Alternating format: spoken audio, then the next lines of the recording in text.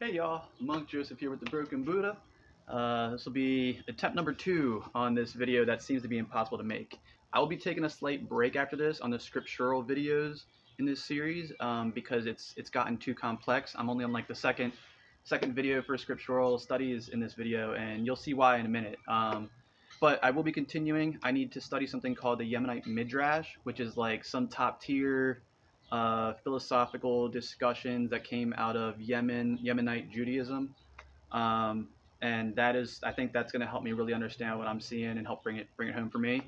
And then again, I'm going to keep going with the New King James Version, but eventually I will get into the Peshitta Bible from the Syriac Orthodox Church, and or the Septuagint from the Greek Orthodox Church. Both were pew Bibles for Christians at different periods in time, and the only pew Bible at times, depending on what time period that the humans were existing in what area. Okay, so that being said, episode 3, what is heaven? My answer to that, based on what I'm about to show you and read, would either be your existence, like your own consciousness and experience in this existence, or this existence itself. Now I'm going to tell you why I said that. And by the end of this, you'll understand why I feel underqualified to teach these things. So first we'll start with the verse. We left off Genesis chapter 1, verse 5, so we're going to go 6 through 8. And again, this will probably be the last scriptural, because I'm telling you guys, I feel underqualified. And you can decide for yourselves if you are or not. Okay, moving on. Genesis chapter 1, verse 6. Then God said, "Let there be a firmament in the midst of the waters, and let it divide the waters from the waters." Thus God made the firmament, and divided the waters which were under the firmament from the waters which were above the firmament. And it was so. And God called the firmament heaven. So the evening and the morning were the second day. So what's this guy talking about, right? I got some pictures, hold on. And they fell down. So, when you study Eastern religion, you study what's called the celestial waters, which is everything. I think in Western thought, they tend to think that, when they talk about the celestial waters being above this existence, they think that our ancestors believed that blue was water. But it's also covering what's underneath of you. So that explanation in theory goes right out the window. But separating, the waters from the waters to have a space of learning is more or less what I see it or experience it as. These pictures I'm holding, I pulled off the internet that were all drawn from the way I saw it, they were all drawn by different rabbis, and they're all really close. But I'll get right into it. But they're slightly different, and there's things I've experienced in Eastern religion, like windows in heaven. I've came across the concept before, but I've never found it in Christianity until now. And apparently it's right in Genesis. I'd have to go Genesis chapter 7, verse 11, chapter 8, verses 2, Isaiah 24:18, all talk about the windows in heaven. I didn't even know there were windows in heaven. All right. So let's cover the first one. I got this light shining through this lattice, so it'll be kind of funky, but this is the first one, right? Everything they just explained from the waters beneath. Where is it? I can't see it from here. Yeah, so they call it fountains of the deep in this one, or great deep as the waters underneath here. And then you have the upper seas, or waters above the firmament. And they call the firmament like the wall where the windows are. I keep seeing that, like they're trying not to say that it's this existence. But it's very interesting. And they have it under the walls in this one, but above in a different one. So the firmament, by the way, what we're defining is in the I believe it was verse 7, where they said that the firmament is heaven with a big H, and it's like, this is the second identifying of anything that occurred in the Judeo-Christian Bible. Anyway, so you've got your firmament, you've got your waters above, waters below, firmament, I would say firmament, and then you have, this is actually Sheol. This is not accurate because the darkness itself is Abaddon, and if you go back to episode 1 of this series, you'll see that theoretically speaking, it could be God itself. The space, the underworld space itself, is known as Sheol. In ancient Eastern religion, they identify everything as sentience. When you're talking about Nagas like Shisha or Vasuki, you're talking about infinity, the endless one, and how infinity branches off of infinity. A lot of those things are just cosmological, but they believe these things have sentience as entities in general. And that's what that is referring to when you see things like Sheol or Abaddon. Okay, and then of course you have what I was talking about. Here's your, and you can always just Google firmament and go to images and you'll see this stuff. Here's your windows that I was talking about, and then this is the chambers of heaven. This one is different. The other one I have because this one here shows, let me see, trying to make sure you guys can see what I'm seeing. All right, this one has the chambers of heaven above, where the other one, the chambers of heaven were in the water. This one is completely above the upper waters, and then of course you have again in this picture, separating from that topic, the lower waters, Sheol and Abaddon, and then the firmament. This one I believe is the one, yeah, this one has the word firmament above that wall. But again, I don't believe that the wall is heaven, and the waters obviously aren't heaven. So the only option left would be this space that we are in and occupying. Okay. What am I missing here? That's it. Okay.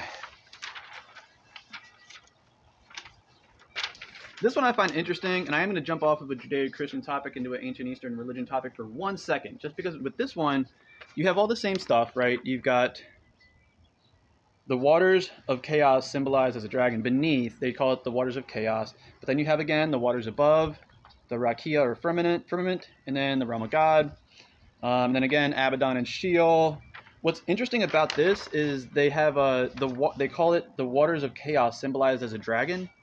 What's interesting about this is in Eastern ancient culture, there's these things called nagas, like I just mentioned, that define infinity. They are also referred to as like nature spirits, or ground spirits, if you will. And I just think it's very fascinating. I mean, anybody who's ever studied ancient Eastern religion should be fascinated that there's a naga in a rabbi-drawn picture of existence. And that's wild. Yeah, so that's why, typically speaking, if you ever heard about, like, you're supposed to burn an incense in the yard or a smoke offering before doing yard work or something, it's supposed to be beneficial. And if you think about how many things you're killing when you do yard work, at least, I'm not saying you got to light an incense or do any type of ritual, but at least, respect the fact that you're taking a whole bunch of life to make your yard pretty, at least every once in a while, Anyway, that's the Naga's lesson. Let's get that out of here. So here it is.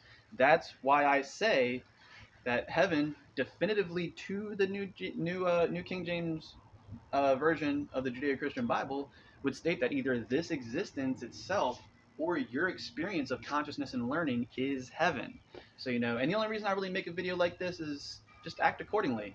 If that is the case, maybe we should, just take a second thought. So I think a lot of people like to think that, I'll use science to explain this for a second. A lot of people understand the basic idea of quantum physics. What people don't understand is everything is made of quanta, right? People need to believe that quanta is somewhere else, happening to something else in a different location, when everything is made of Planck's gluons and quarks, right? Everything is very, very, very, very small, and on that level, things happen differently than we are capable of understanding. This is the same way that I perceive both the all that is and heaven, right? Because it's not, if everything's conjoined, there can be no separations. If it is everywhere, it's everywhere. It's either all real or all an illusion. Honestly, I say both, but I'm not going to get into that right now. But the point is, when we think about these things, we think of like a different place. Like we're going to go somewhere else. And yeah, it's really hard to branch off of this topic here. So like I said, I think that it's your experience yourself, and this actually this gets touched on to some extent in Buddhist studies. Buddhism just being the studying of being a very aware, focused, attentive human, you know, um, stating that you're going to come back and keep doing this until you get it. And to a lot of people, especially in modern times, a lot of people believe that they're perfect, that they're doing everything right, they're doing their best. And if it's not agreed upon by the all it is, I think that you're coming back to do it again and again and again and again and again and again until you realize that it's not about you. Um, it's not about me. It's about this whole plane of existence and every single one of us working together, in my opinion, not to be all like hippie-ish, but I mean, we could actually get somewhere if we'd all stop bickering and start working together on simple things and just, yeah, stop chasing our desires, stop chasing our egos, start looking for the unknown instead of what you think is known. And before I leave, I'm gonna touch on that topic real quick. Nothing is known. To anybody watching this, nothing is known. Everything comes from a different culture, word, or idea. There is no original concept. Um, Even people discovering 1 + 1 = 2, they're just understanding what's right in front of them and being able to articulate it to another human. So, yeah.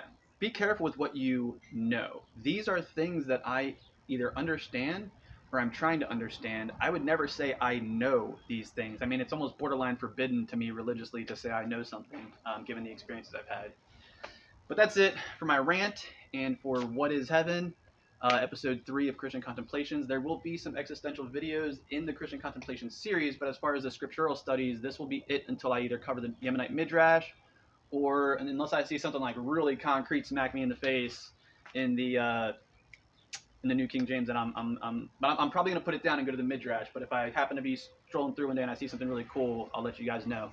Thanks for stopping by the Broken Buddha. I hope you enjoyed the video. Peace and blessings.